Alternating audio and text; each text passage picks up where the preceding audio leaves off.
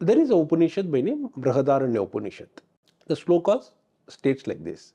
Brahma va idamakra aset egameva tadegagne channavyabavad tashreyo rupam atyasritadaga shatram van etani chanaiva vyabavad tavishamasritadaga yan etani chanaiva vyabavad tashaudram varnam ashrujada bhushanam iyam vaibhushe yagne hi dagne sarvam bhushyadi editam kincha. It starts with saying that first, initially there was a fire which was a Brahman.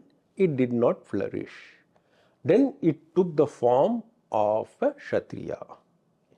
Now, the third line which was saying that Chanaiva Vyabodhi means it still didn't flourish. It took the form of a Vaishya. Then it still did not flourish. It took the form of a Shudra. You can interpret it as actually the better form of Brahmana is the Kshatriya, the better form of Kshatriya is the Vaishya, the better form of Vaishya is the Shudra, and Dharmam Taded means Dharmam is the ultimate form.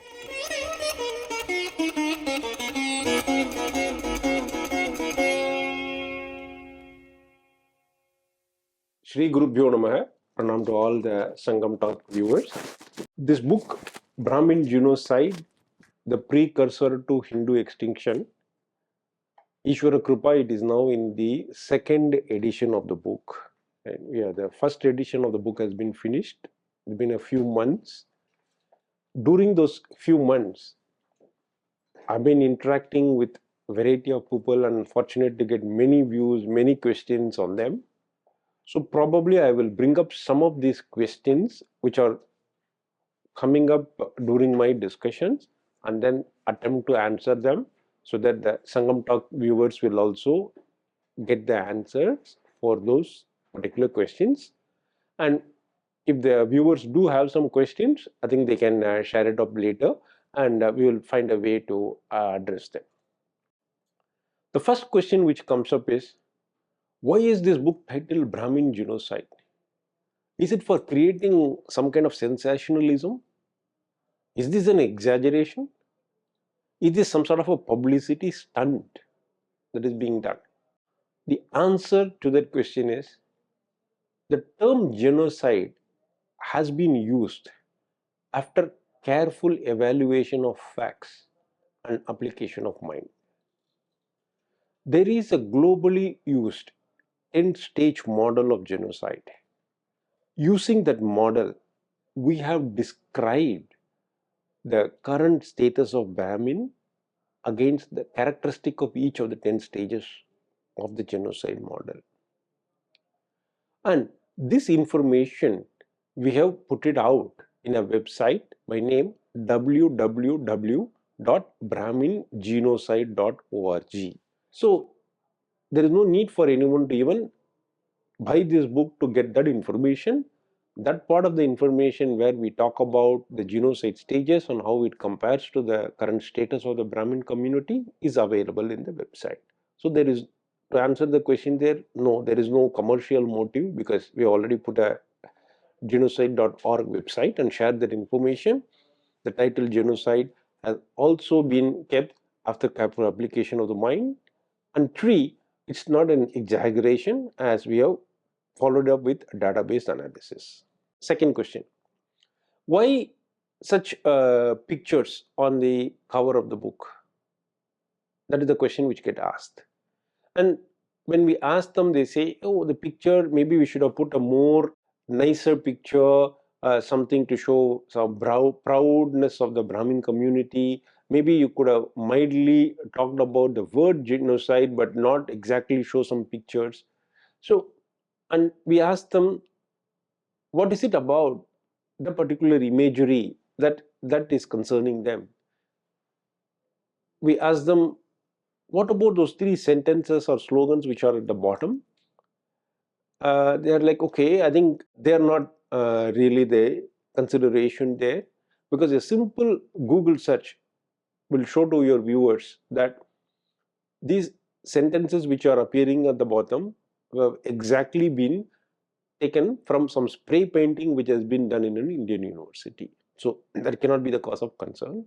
So what we have done is to kind of request the artist to create an artistic image of those sentences and the title if it ever gets happened. So that is the reason for the imagery, and all of us, the whole objective of the book, and for all of us, we need to work together is to make sure that there is no genocide going to happen, not just for Brahmins but for any other community. So our work should be to prevent any such genocide happening, not just for Brahmin but for any other community as well. I hope that clarifies the question there. The third question which comes up is, we are all fine here, right? There has not been any historical incidences of genocide in India. So maybe something happened in the pre-independence era. So why are we bringing up this issue now? So since they talked about the genocide, the answer to the question is, let's look at it as pre-independence era and post-independence. In pre-independence era, how the Brahmin genocides have happened during the invasion periods, we have documented in the book. Coming to the post-independent era, the first instance is of reported genocide is in the aftermath of Mahatma Gandhi's assassination, when Chitpavan Brahmin community in Maharashtra was targeted, and there were mass killings, and you can also call it as a genocide. That is one documented case. Then coming to the 1990s, we all know what happened to the Kashmiri Pandit community. They were forced to live in exile, right? And till today, many of them are not even able to return back to their original places, right? So that is the second instances of targeted attack on the Brahmin community. Now, even in some other states, there are claims that during the Mahatma Gandhiji's assassination time, the leaders on that state had to go on All India Radio and then to request the public not to do any harm to the Brahmin community. So we are really thankful that, right, if they have done something like that, it is really great and we have to be thankful. But it also proves the point that there is something like a powder keg of hatred against Brahmin community which may be there. All it requires is a small spark to ignite it. And in today's world of social media, all it takes is one false news or a fake news to be that trigger. Hence, the potential for a genocide is real. We all need to make sure that we address those issues and make sure there is no genocide happening. Next question which comes up is, what is the purpose of this book? What outcomes are you expecting? The purpose of this book is to create awareness about the civilization battle, destruction of traditional knowledge systems, how Brahmins are targeted with hate speech as part of it, and highlight the fact that such hate speech is potentially dangerous. The book seeks to create awareness of the weaponization of social media and the global scale of Brahmin hate speech, and the implications of such Brahmin hate propaganda on the future generations. The book also looks at what are the steps one can take as an individual and as a community and as a well-wisher of Bharatiya civilization to ensure that there is no potential for a genocide, not just for Brahmin community but for any other community as well. Okay. Now the next question which gets asked is, can you tell me some key topics which are in the book? Right. So I'll give you a few key topics of the book. What is the context for this civilization battle? 2.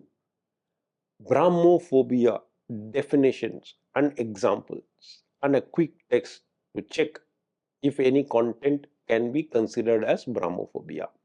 So at this juncture, I have to explain to you, Brahmophobia is defined as the hatred towards Brahmin. We'll give a detailed explanation in the next question. Right. The term Brahmophobia, you can roughly understand it as Brahmin hate speech. Right. Third is Brahmophobia techniques. What are the techniques which are being used to propagate the hate speech? Fourth is everyday Brahmophobia, like how Brahmophobia manifests in everyday life. And the education myth, that education has been denied by Brahmins to other communities for 2000 years. We also talk about the racist Aryan invasion theory and a case for a Brahmin protection law. So these are some of the key topics which are there in the book. The next question which comes up is, what is Brahmophobia? Why are you giving it a name, a new name, the two? The answer is, the first step in addressing a problem is to acknowledge that a problem exists and to have a common vocabulary to describe the problem statement. So our first effort towards addressing the problem must be to have a common vocabulary to describe this problem, the problem of Brahmin hate speech. Hence we are calling it as Brahmophobia. Now what is the definition of Brahmophobia? Hate speech targeting Brahmins can be termed as Brahmophobia. Brahmophobia may be defined as hatred, fear, contempt, prejudice against Brahmins, their religious symbols, practices and beliefs. Such hatred typically takes the form of maligning Brahmins in general without having to provide any proof that Brahmins as a community are acting in a particular manner, or blaming the Brahmin community for actions which are done by a few individuals. Often innuendos are propagated suggesting individual actions as being approved or sanctioned by the entire Brahmin community. The next question which comes up is, why only focus on hate speech targeting Brahmins? Is it because they are elite and privileged? So what's so special about this?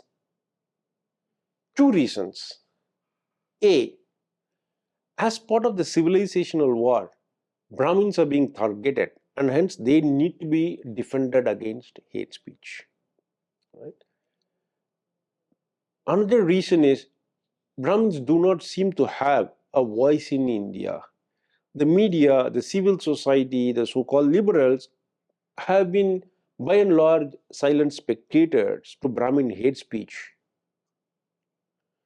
We also present in our book the evidence and the scale and scope of the Brahmin hate propaganda, the kind of resources which are being deployed, and the variety of sources from which such Brahmin hate emanates. In fact, there are instances where such hate speech even emanates from outside of India, from some of our neighboring countries itself. So Brahmins are also a minority community in many states of India, and hence they will not be having the time or the energy or the resources to fight this battle alone. Hence it needs to be addressed, this issue of Brahmin hate speech. Hence we are bringing up this issue. The next question which comes up is, why must other communities care about this issue? From what you are describing, it looks like a particular issue specific to a particular community, which is Brahmins. So why must other communities take notice of this issue or act on it? The answer to that question is, we have explained in the book about the civilizational battle and why Brahmins are being targeted as part of the attack on the traditional knowledge systems of India. Historically, the colonial period is when the hate has started in a systemic way, and the colonial hate mongers targeted Brahmins as they were considered to be the traditional knowledge system custodians. Right? Hence the attack on Brahmins happened. But once these hate mongers succeed in their attempt, they will be using the same template to target each and every community. Because we need to remember that this civilization does not just belong to one community. This civilization belongs to each and every one of the Bharatiyas. And each of them propagate this civilization by way of their practices, their beliefs, their customs, and by their shared values. Hence, each and every community will be attacked using the same template. That is the reason that we need to solve this problem at the initial stage itself.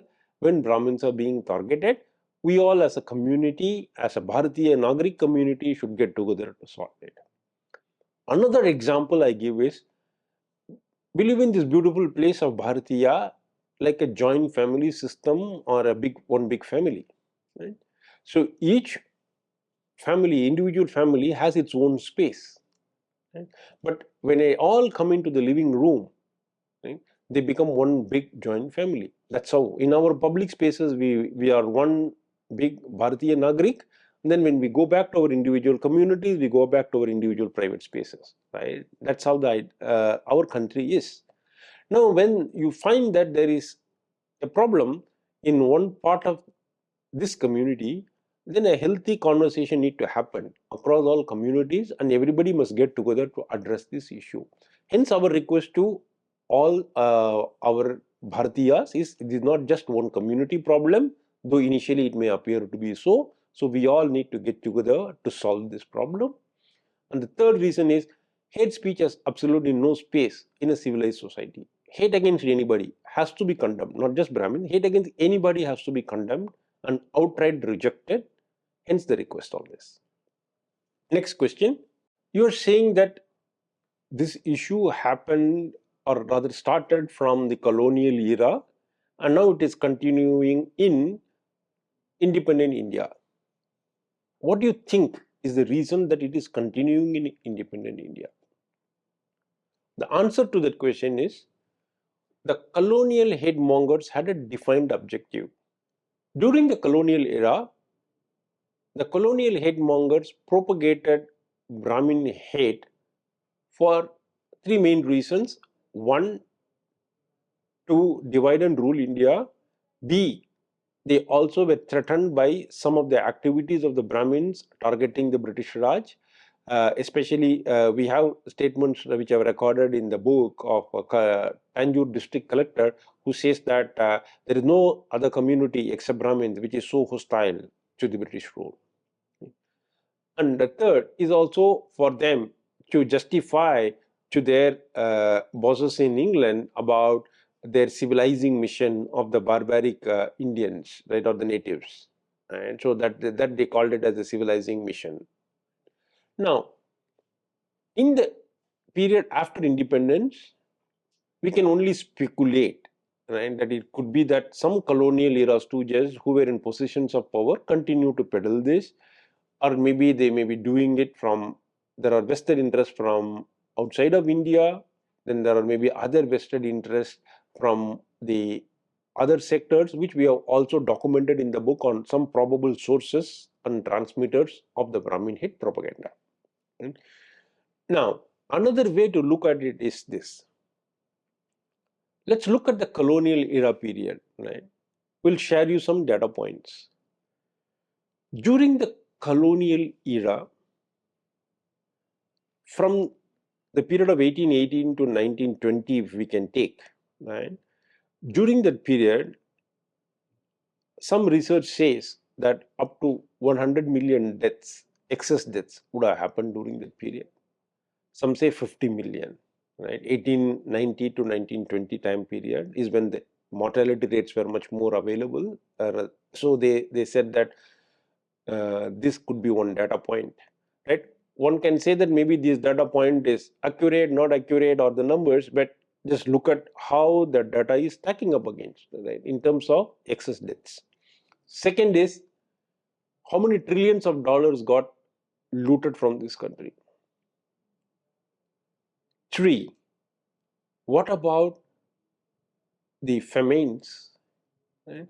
Some research states that during the period 1818 to 1920, India lost more lives, human lives, than the famines in China, North Korea, or Russia all combined. So it was known fact that a lot of the Indian food grains were diverted for the war efforts. Right?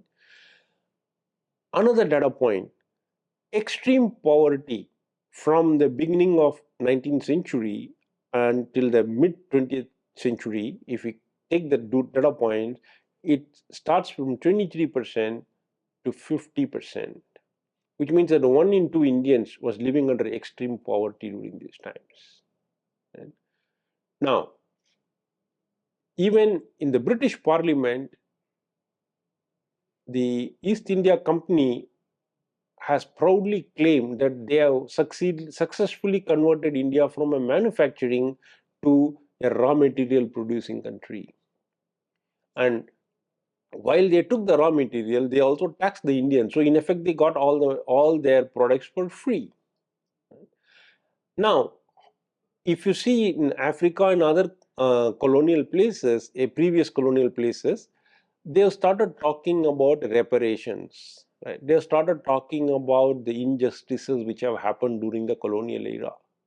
But in Indian context, how many of these voices do you see? Because that could be one reason that why the Brahmin, what they did 2000 years back, what they did 1500 years back, so much of discussions are happening. We are not saying no to that, but why is it drowning out the real issue, which was what the colonial did to us? A research from Angus Madison, many of you may be aware, and that research says that India was one of the top, rather the second biggest GDP countries in the world before the colonial era periods. Right, up until then, there was so much wealth in this country which all got drained out. Hence, this could be another attempt, in our opinion, that we need to be talking about the colonial era atrocities and then say that, is it the Brahmin hate, is it being kind of whipped up just to mask the real issues which are facing the country? What's your view on critical race theory, and how do you see it being applied to critical caste theory? Critical race theory states that racism, or rather what they call as systematic racism, is part of everyday life. It is prevalent in many places, and so people who may not be racist may still be making decisions which could fuel racism. Right? This theory is more based on what we call as oppressor-oppressed framework, and that is that drishti, what we call is alien to the Bharatiya civilization. Bharatiya civilization is based on duty to the society, shared values, and sacrifice to be made for the society. In fact, Bharatiya civilization does not even consider that the nature is there for the human beings. Right? It actually states that we need to coexist in harmony with the nature. We should not take nature for granted. We should be thankful to all the things which the Mother Nature blesses on us. So that is the drishti from which we come in. So when there is a duty-based civilization like that, it's more towards having a common goal for the society and for the societal benefit. So this kind of critical theories, which always have this oppressor-oppressed framework, don't fit into the Bharatiya context. The second part of the question, yes, the critical caste theory is, if they substitute the word race to caste, then it could mean that the theory might state that people may not be having any casteist intentions, but they still be making decisions which could fuel casteism.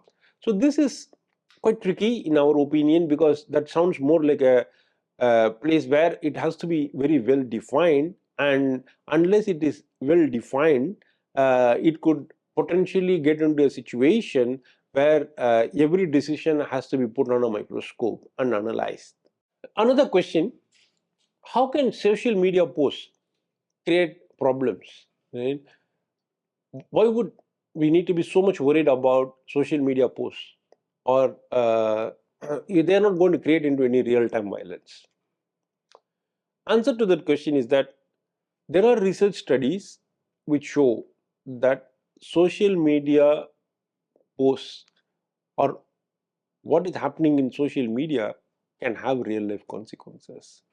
One such example we have shared is in about Germany, where they analyzed anti-refugee sentiments on Facebook. And they found a strong correlation between anti-refugee sentiments. Whenever such sentiments are high on Facebook, there is a direct correlation to physical attack.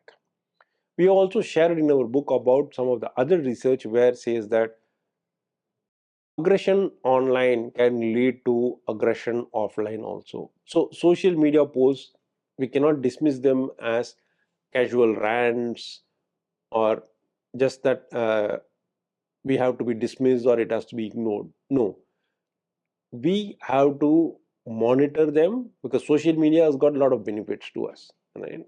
Technology is always brings in a lot of benefits, but at the same time, there are also some pitfalls here which we need to be careful about. And another data point which you have shared in the book is about Myanmar, where Facebook has itself done a research to find that their tool, Facebook, was used to incite violence. So there are such studies which are available, hence we cannot casually ignore that. The third point is that in our book we have documented about how the Brahmin hate speech is a very systemic activity in terms of a lot of resources and funding going into it, and even some hate speech is coming from outside of India.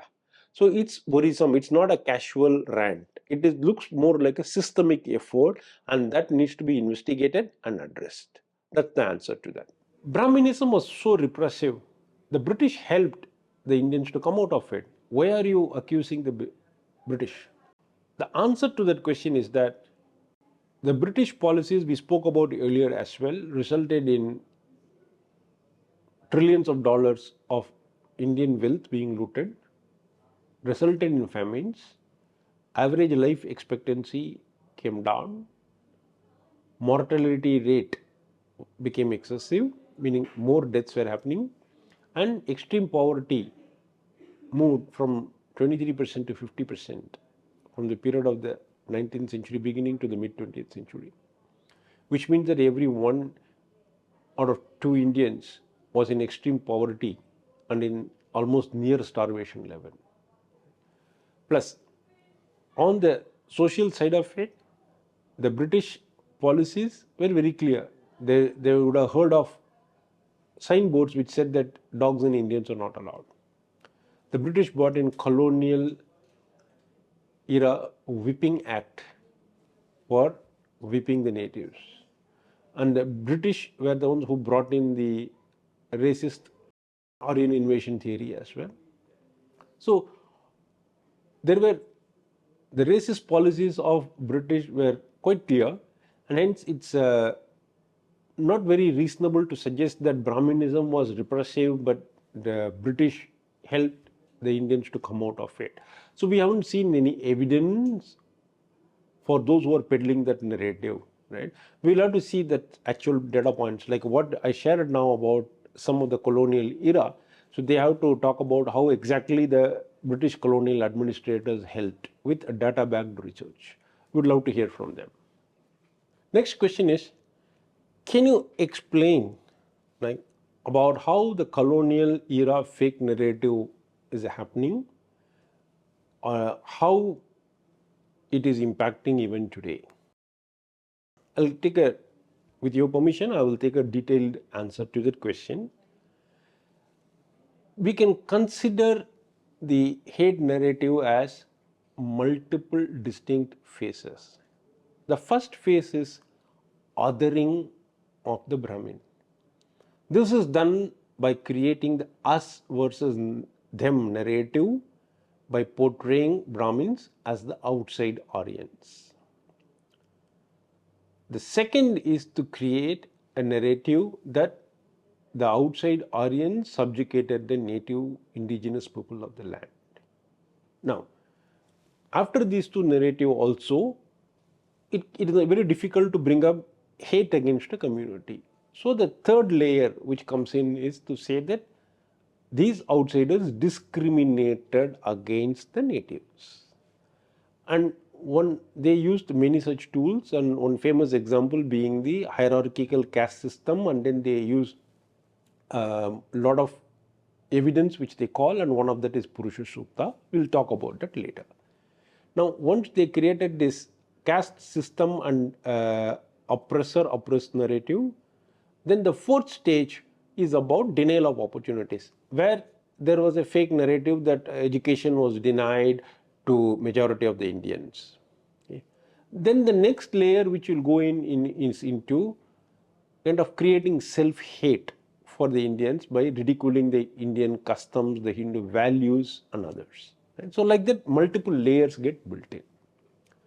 Now, how does this narrative get continually propagated, right? Either wittingly or unwittingly, right? Because we do not want to ascribe any motive. Let's just take two examples of what I talked about, the discrimination layer.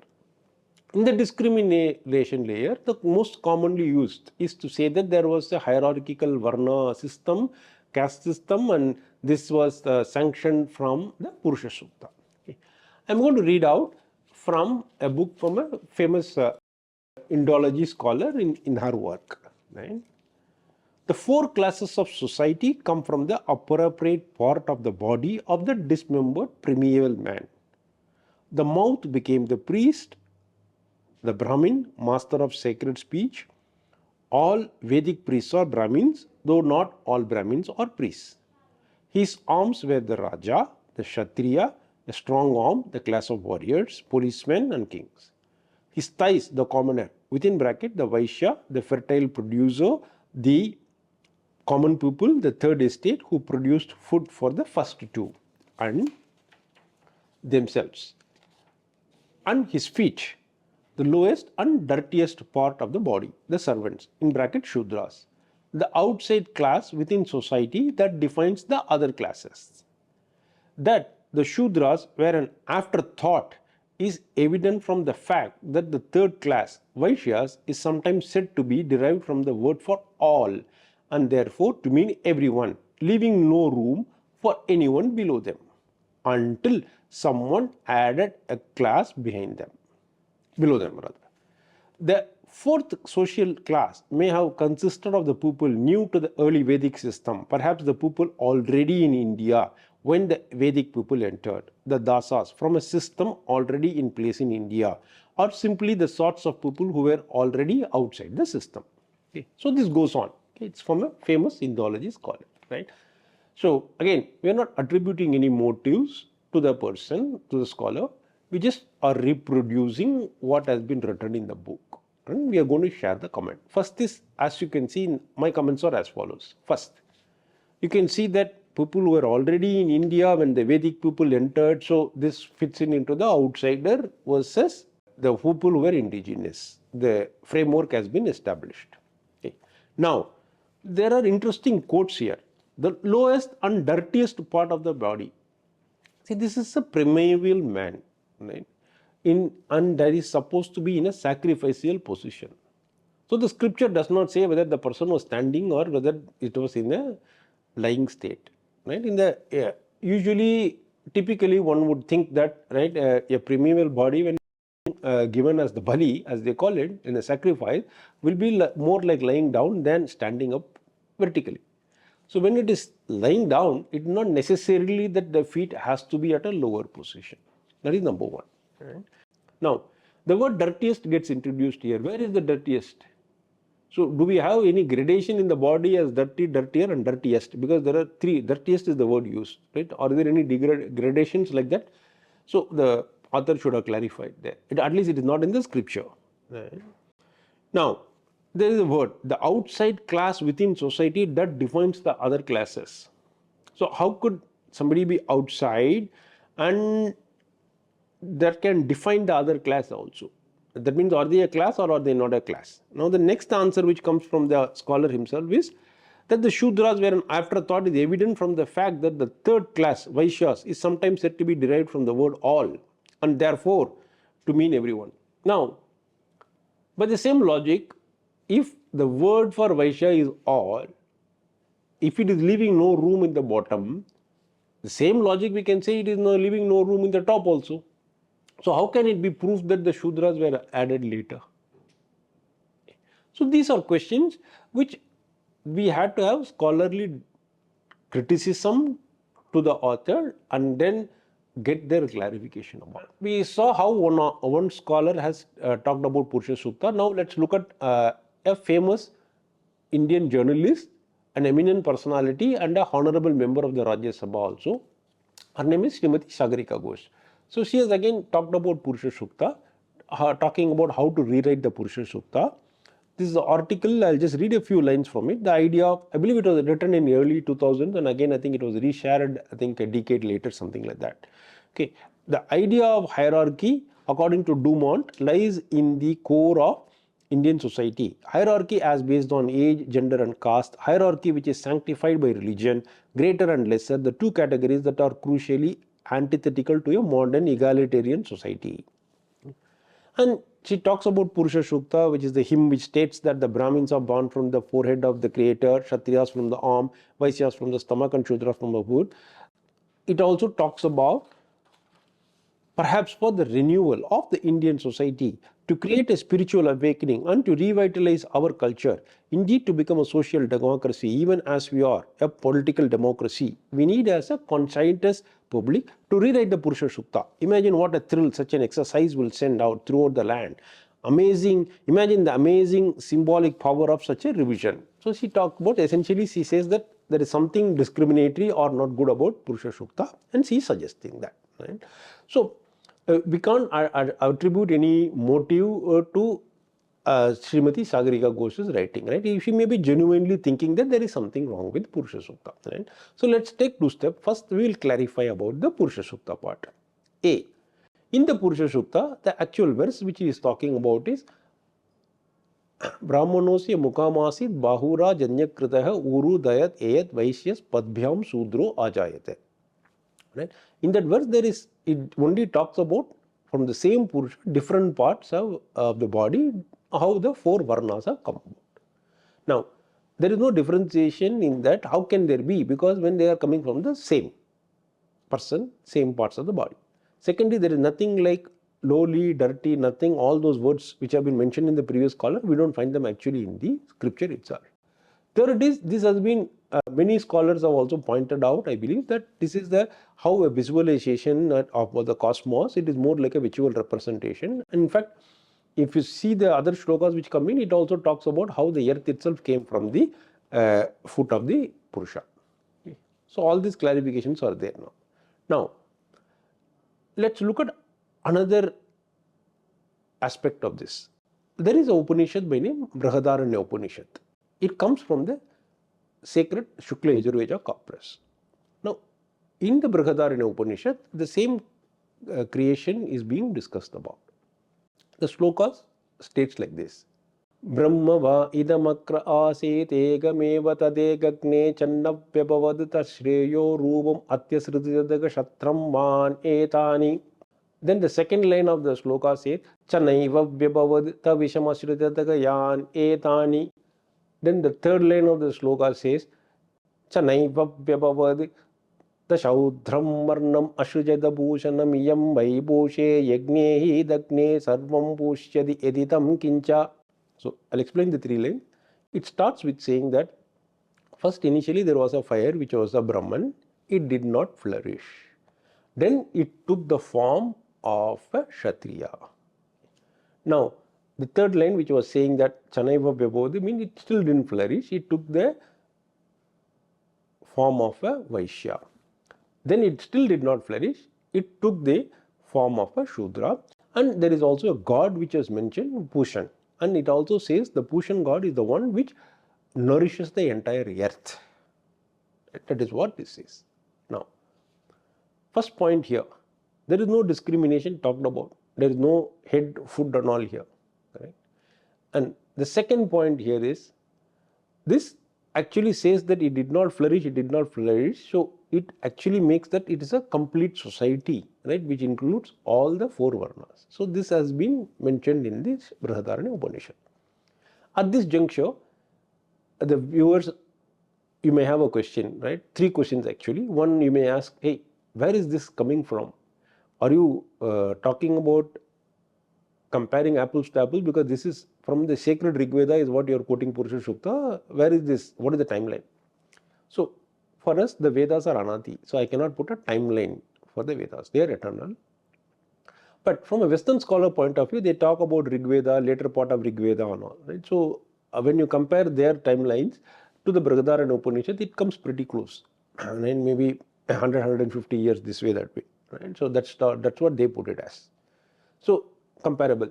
Second is, Is it some random text we are talking about? No, sir. This is a sacred from Shukla Yajurveda corpus, and this is the Brihadaranyaka Upanishad. It is one of the principal Upanishads. Third question which will come is, okay, are you taking it from some part which maybe not, there are so many scriptures, right? Is it possibly that, right, it was an oversight? No, because the words which I quoted before, Brahmava itamakra asit tadatmana meva vedaham brahmasmiti, that is a Mahavakya of the sacred Yajurveda. Hence, that comes right one line before all these other shlokas I mentioned. Hence, it could not have been ignored. Now, so my request to Srimati Sagarika Ghoshji is that you are a famous personality, eminent personality. So now please review this Brihadaranyaka Upanishad part which I am talking about. You can reference it to the primary sources. Now you can see there is no discrimination. Okay. Hence, there is no discrimination even in the Purusha Sukta. It didn't happen even in the Brihadaranyaka Upanishad. Hence, I request you to not wittingly or unwittingly propagate such fake narratives of the colonial era. Right. Now, to make it even interesting, if you see the line, there is a word called Chanaiva Vyabhavati which comes in the second line when they talk about Kshatriya. Okay. So, when the Kshatriya Varna, when they talk about, they say that the Shreyo Rupam, you can take it as better form. Okay. Now, then it comes into the Vaishya, then it comes into the Shudra. Right. Now, the verse again goes, Channaiva Vyabhavadita Shreyo Rupam Atyasrijataka Dharmam Tatet, it goes like that. So, which means that if you supply the missing line or the missing word rather of the Shreyo Rupam, you can interpret it as actually the better form of Brahmana is the Kshatriya, the better form of Kshatriya is the Vaishya, the better form of Vaishya is the Shudra, and Dharmam Tadet means Dharmam is the ultimate form. Okay. Now, you have seen all these Western scholars who have come up with this caste triangle, Brahmins, Kshatriyas, Vaishyas, Shudras. In the Purusha Sukta, it has not been given. Where did this triangle come? The second question is, all these scholars would have also known what the Brihadaranyaka Upanishad says. As per the Brihadaranyaka Upanishad, if you go by, the triangle which has to be drawn is Dharmam first, and Kshatriya can be shown in the same place. Then all the three other Varnas, Brahmanas, Vaishyas, and Shudras should be shown below. That is a genuine representation of Brihadaranyaka Upanishad. If they want to supply the missing word, Shreyo Rupam, then they can actually turn it around to Dharma first, then Kshatriyas, then Shudras, then Vaishyas, then comes the Brahmins. Right? But why was this not publicly discussed in many of the Western writings? Why do they only talk about the Purusha Sukta, right? When there is an alternate text which exists at that time. Okay. Now, I think Srimati Sagarika Ghoshji also talked about egalitarian society and others. So, this is one interesting thing. When they talk about Dharmam, in the same shloka it comes, Dasmat Dharmat Param Nasti. Okay.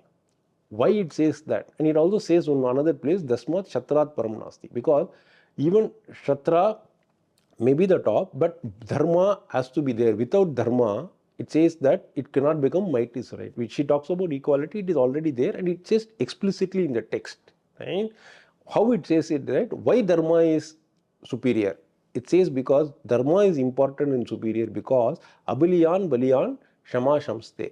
Meaning, because of Dharma, righteousness on a side, a weak person will have the courage and will be able to stand up to a stronger person. Hence, that is how Dharma is required as the force to make sure that there is equality there. Right? This is already there in our scripts.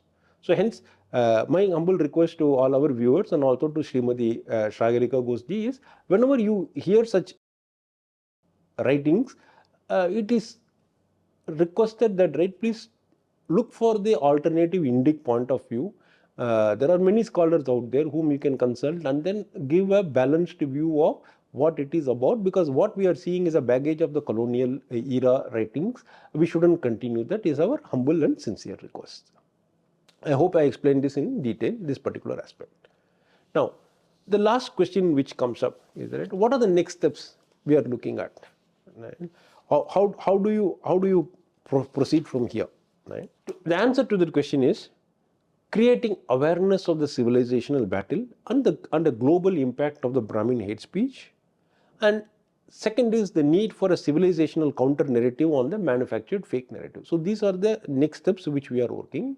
And there is also a petition for protection of Brahmins against hate speech. Again, this is not just for Brahmins, it is going to be helpful for all other communities also, though we are now putting it out for Brahmins.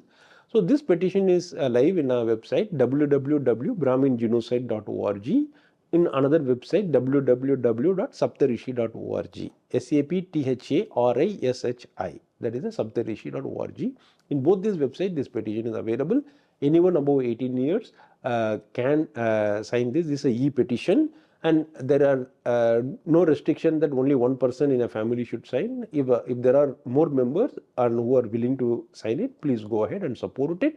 And the details are also given about the petition in the website. It's in 5 languages: English, Hindi, Tamil, Kannada, as well as in Telugu. This petition is available. We request you to support it. Thank you again to Sangam Talk viewers for this opportunity, and to Sangam Talk's team for all the help. Thank you.